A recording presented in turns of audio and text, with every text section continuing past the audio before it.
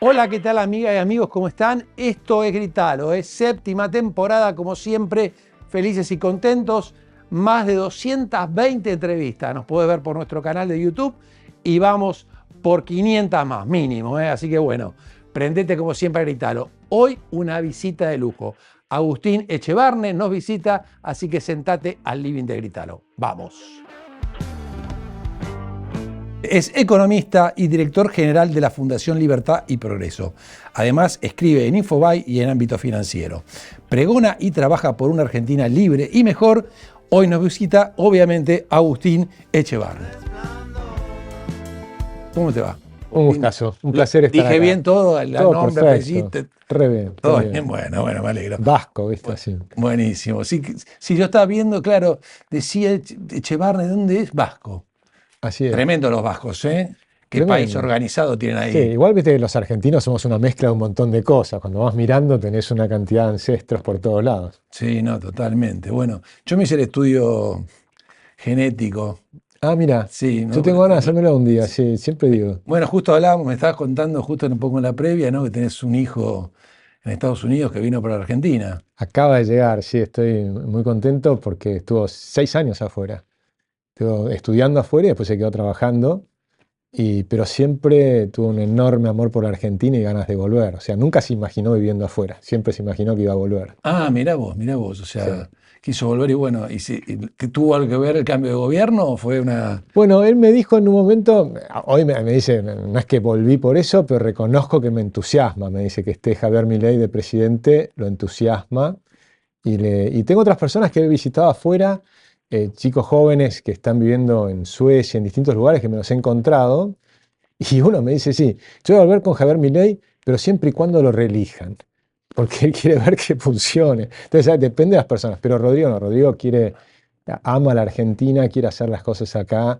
Estaba en Los Ángeles y yo decía, está fascinante con Beverly Hills y demás. Y yo, no, yo extraño Santa Fe y Callao, ir a Quilmes, ¿viste? Y pasar por... Es así, Es ¿no? una Total, cosa que la tenemos adentro, ¿no? totalmente, donde uno nace, ¿no? Es un arraigo tremendo el que Es uno un tiene. arraigo tremendo. Y bueno, también te contaba eso de mi hija, bueno, que está en Estados Unidos, también la quiero hacer volver, así que bueno, estamos intentando repatriar un montón de argentinos que se han ido. Así que, bueno, sos un especialista en economía, en política. ¿Cómo fue y historiador también, de contar un poco la historia de la República Argentina? ¿Cómo fue que te dedicaste a esto? Bueno, yo me dedicaba a las finanzas y la verdad es que me fue muy bien. Fui presidente del National Bank of New York, manejaba fondos de inversión en Argentina, pero que eran de fondos de emerging markets, o sea, trabajábamos en monedas, en bonos, en acciones, en el mundo entero, que entre paréntesis me sigue fascinando, ¿no? El Sí, mundo de Wall Street es realmente fascinante. Pero en el 2001 escribí un artículo en La Nación que creo que lo titulé La X de la pobreza. Y mostraba cómo la pobreza en el mundo bajaba, cómo la pobreza en Chile se había destruido y cómo la pobreza en Argentina subía, ¿no? Y desde entonces hice una primera organización que fue Democracia Directa, después hice unas cuantas más hasta que llegamos a Libertad y Progreso.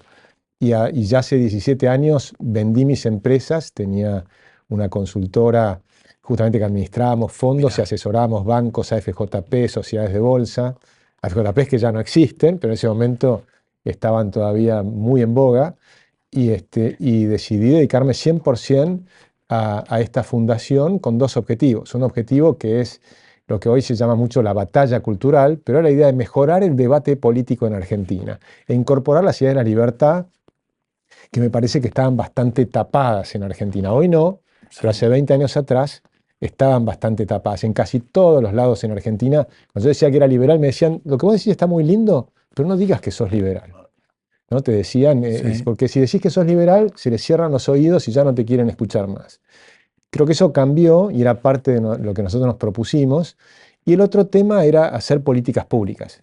E hicimos 5 libros manuales de políticas públicas en salud, educación, justicia y por supuesto temas de economía, de cómo resolver los problemas y más. Pero mucho pasa por cambiar las ideas, porque las ideas importan. Buenísimo, ¿no? Me contestaste varias preguntas, porque te iba a preguntar a qué te dedicabas, y hiciste un reconto perfecto. Bueno, y tuviste, como decís vos, o sea, ahora te dedicás plenamente a lo que es la Fundación Libertad y Progreso, y un 100%. poco de dar charlas y todo esto, y esto de Wall Street, el trabajo de las acciones, eso solo para vos, Solo para mí. solo No, de hecho, cuando me para preguntan, la jubilación. sí, a veces me piden opiniones y digo, mira, yo me animaba.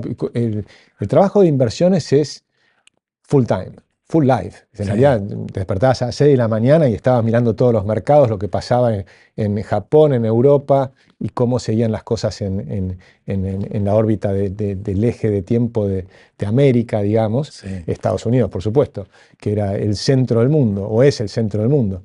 Pero hoy en día lo hago más, toco y me voy, es decir, Y que más tranquilo, o sea, no mirando todo el día cómo sube y baja. sigo leyendo mucho, pero no estoy mirando las pantallas todo el día, porque en ese Claro, momento estabas mirando las pantallas, tenías 7 pantallas mirando y tenías todos claro. los mercados, es fascinante, y escuchás cómo habla el presidente de la Reserva Federal de Estados Unidos y se mueven todos los mercados al instante.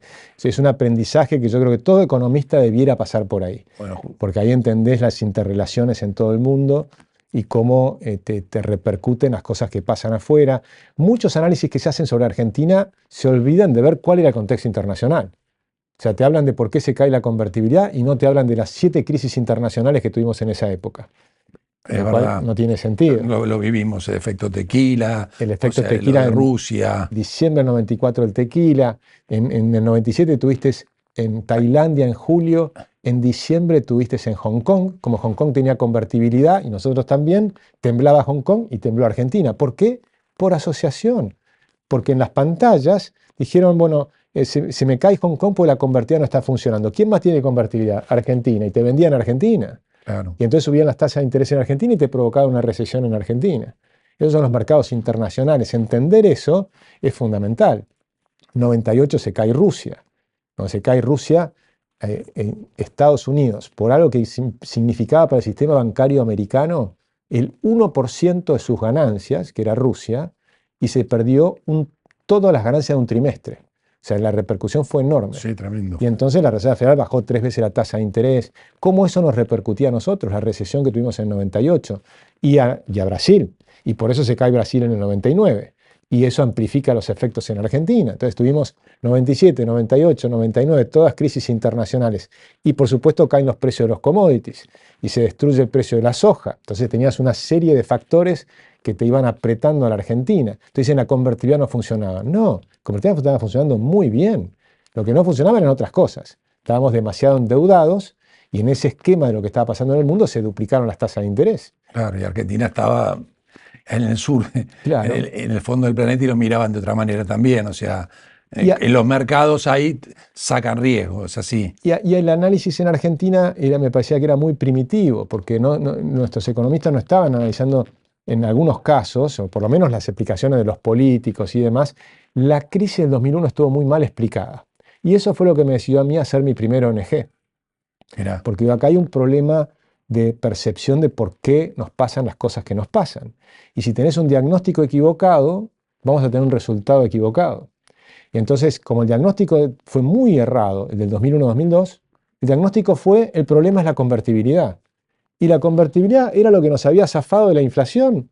Después de décadas de inflación, pasábamos a inflación cero. Era extraordinariamente positiva. Y en cambio la conclusión del establishment argentino fue que el problema era la convertibilidad. Y el problema no era la convertibilidad, era lo mismo que es hoy. Hoy no tenemos convertibilidad no. y tenemos todos los problemas.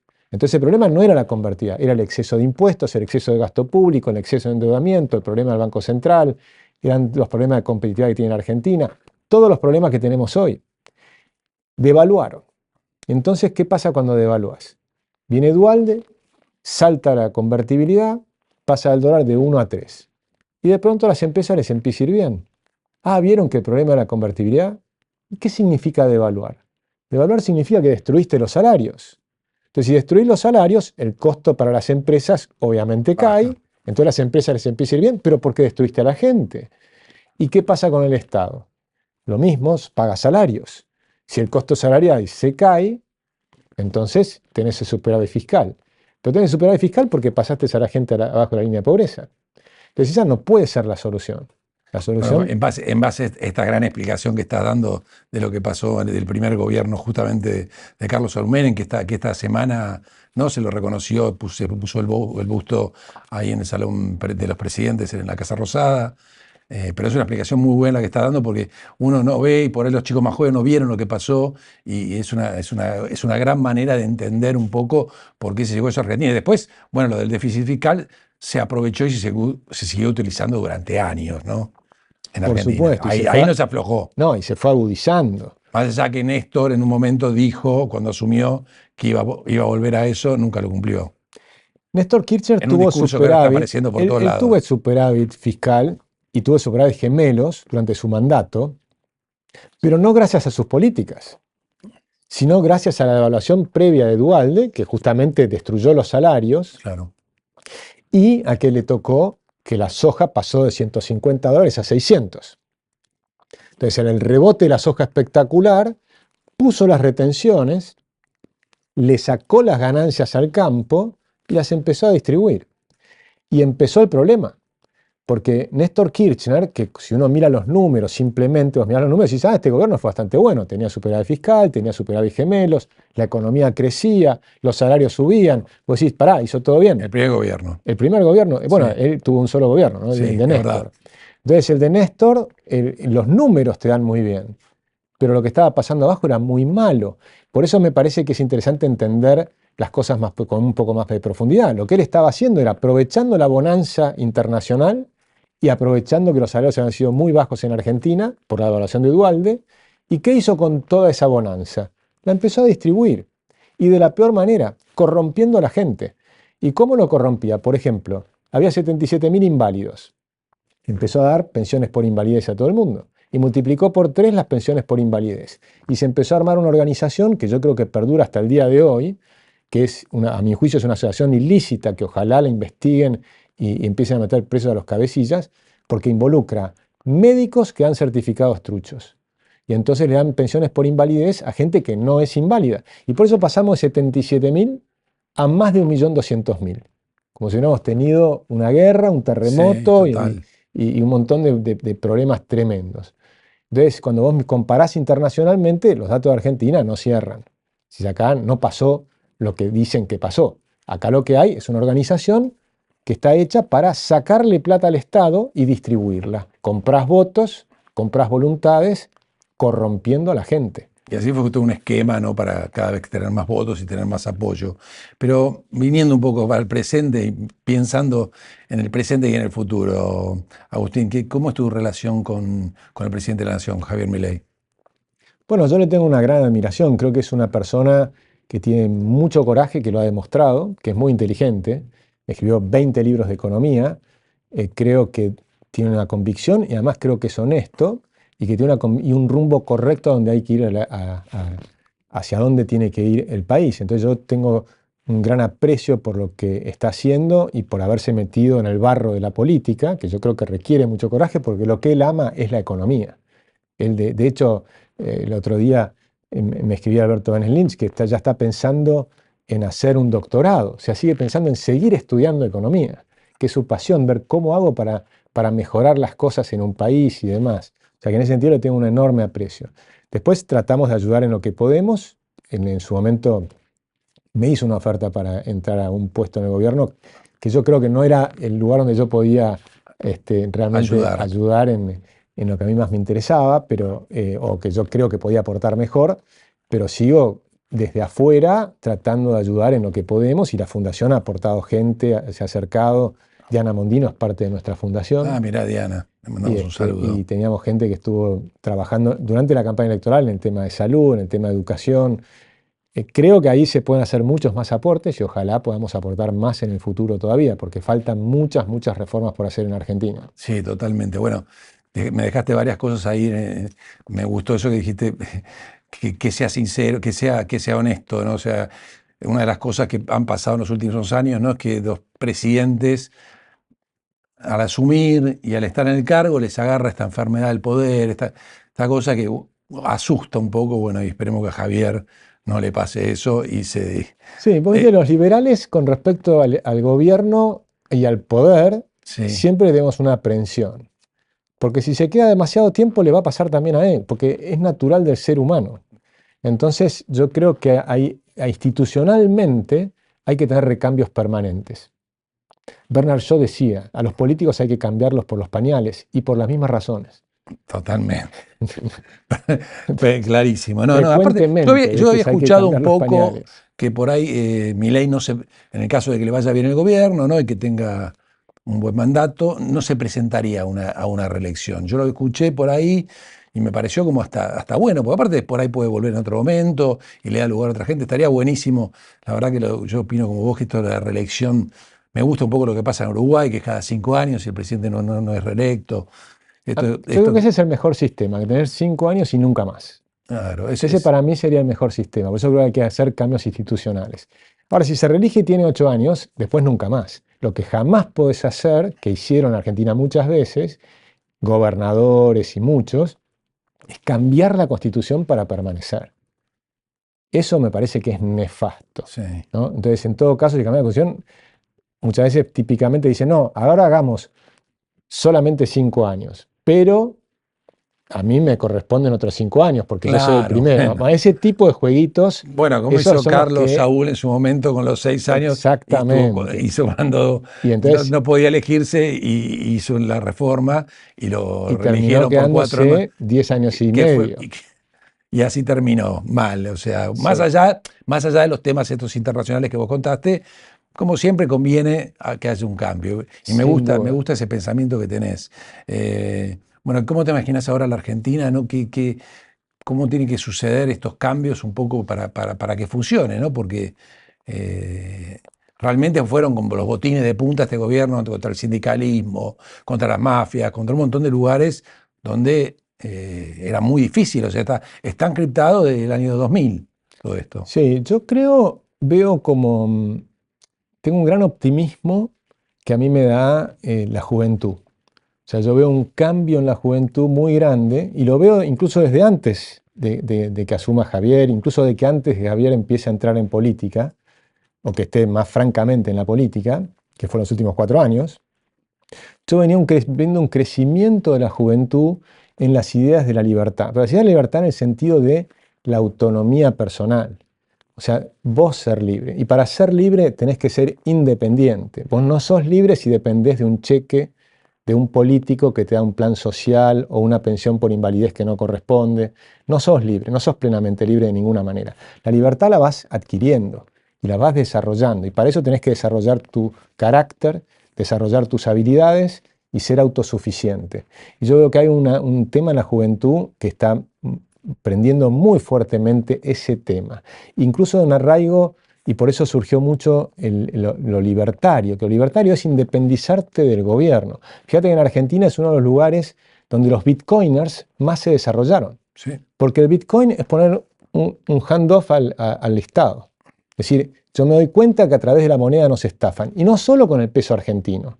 También sí, estafan. Las regulaciones, es verdad eso. Pero me refiero que también internacionalmente, con el dólar, también te estafan. Sí. Hoy un dólar vale la mitad de lo que valía hace 20 años. Claro, en términos argentinos, la mitad es lo que valía hace, no sé, 5 meses. Exacto. Pero en Estados Unidos también te sacan, porque que te saquen la mitad en 20 años es muchísimo. O sea, nosotros estamos como fuera del mundo, porque estamos en una escala tan dramática que sacar la mitad en 20 años te parece la estabilidad absoluta. Pero no es la estabilidad absoluta, te están estafando. Y por eso surge el Bitcoin. Y acá había chicos en Argentina que se estaban escribiendo con Satoshi, que era el que inició la idea del Bitcoin, es decir, la moneda que no se va a tocar, que la oferta ya está definida y nadie más va a poder agregar a esa oferta. Más, sí. Sí, el tema de la emisión es una enfermedad de todos los políticos mundiales, donde yo creo que un poco Javier Milei movió este avispero internacionalmente, sobre todo en Europa, ¿no? Sin duda, Javier para mí actuó como un gran catalizador, como que había todo esto que estaba en ebullición, de alguna manera estaba en la periferia, y él les dio como la antorcha, prendió la mecha. Y entonces surge como una luminaria impresionante y se ilumina al mundo en alguna medida. Y por eso cuando hace el discurso en Davos, por ejemplo, yo le escribí un discurso para Davos y me dice, sí, bueno, algo voy a usar. No uso nada, ni una palabra, porque lo que él hizo fue mucho mejor. 23 minutos, cuando uno mira lo que él hizo en Davos, en 23 minutos posicionó a la Argentina y se posicionó él mismo. Pero no por las maravillas de la Argentina. Yo he hecho un discurso mostrando la cordillera de los Andes que compartimos con Chile, cómo podemos explotarla, la cantidad que significa 56.000 millones de dólares de exportaciones por año, en una década son 560.000 millones de dólares. Entonces mostraba lo que era el potencial de la Argentina rubro por rubro, y yo decía en 23 minutos, yo decía, me compro toda la Argentina. ¿Cuánta gente hubiera leído ese discurso? Nadie. Es un discurso de vendedor típico de cualquier político. En cambio, él llega y les dice, señores, Occidente está en peligro. ¿Y saben por qué está en peligro? Porque los héroes del cambio de la humanidad que cambiaron estos 200 años, que pasamos de una pobreza del 90% de la humanidad al 9%, son ustedes, son los empresarios, son los héroes. Pero ¿saben qué? Ustedes se compraron el discurso de la izquierda y están haciendo por mi culpa, por mi culpa, por mi gran culpa. Y en realidad ustedes deberían ser los héroes de la humanidad, que son los que han desarrollado todos los bienes y servicios que transformaron este mundo en un mundo que era miserable hace apenas 150 años a lo que es hoy, un mundo con una potencialidad tremenda. Sí, pero es tremendo, es un poco lo que decís. Bueno, esta semana también, bueno, el fin de semana será la entrevista que estamos haciendo. Vamos a ir por ahora por la segunda parte, porque la verdad que lo que contás es muy interesante y la gente te quiere escuchar. Pero bueno, sí, en el mundo pasa eso. Lo que pasa es que Argentina tuvo que llegar a una situación tan límite como para que el cambio sea total y haya ganado Milei, ¿no? Que es un outsider con un porcentaje impresionante. Y que además mantiene esa imagen, ¿no? Lo cual es interesante. Sí, coincido. Yo creo que hay un momento muy especial en Argentina y los que lo miran desde afuera ven eso, ven que hay una oportunidad que no la tenemos que desperdiciar. Esperemos decir. Bueno, antes de irnos, si te parece un mensajito a todos los argentinos que te van a ver por nuestro canal, por Canal Metro, por YouTube y obviamente también por tus X. Bueno, yo lo que les diría es que para mí es eso, tenemos que aprovechar al presidente Milei, porque el presidente Milei es una persona, pero Argentina son 47 millones. Y cambiar a Argentina no lo hace una sola persona, con lo cual es necesario involucrarse, por supuesto, tener paciencia, y yo sé que para muchos es muy duro, y están teniendo un coraje enorme. Yo veo una situación muy linda de la gente en el sentido de aceptar el sacrificio por algo mejor. Ahora, ese por algo mejor requiere que no sea solo el presidente, sino también los gobernadores, los diputados, los senadores, que realmente se involucren a hacer este acto de reconocer que no hay plata y que la austeridad tiene que empezar en cada lugar del Estado, nacional, provincial y municipal. Y eso requiere que toda la gente se los diga de muy buenas maneras a todos los políticos que tienen cerca.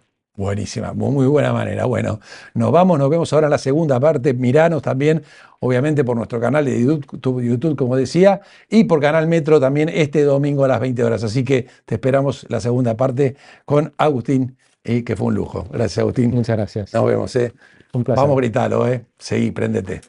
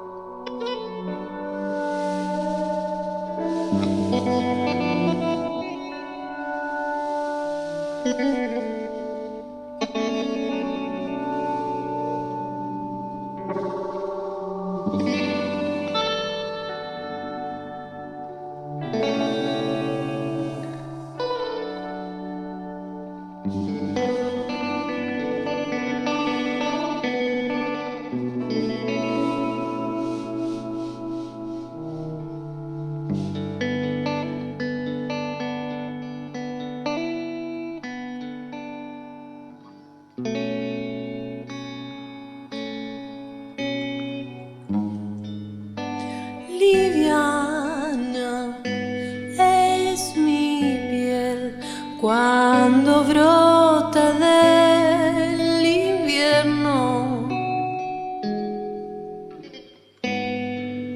Un calor sin avisar que comprende mi silencio.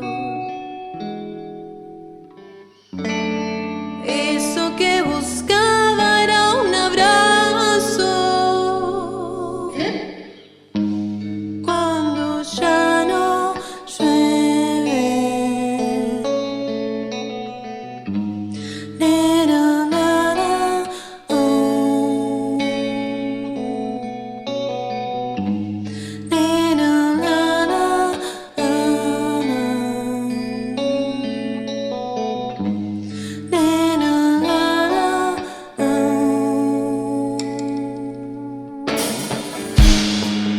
respiro al sol, recuerdo el mar.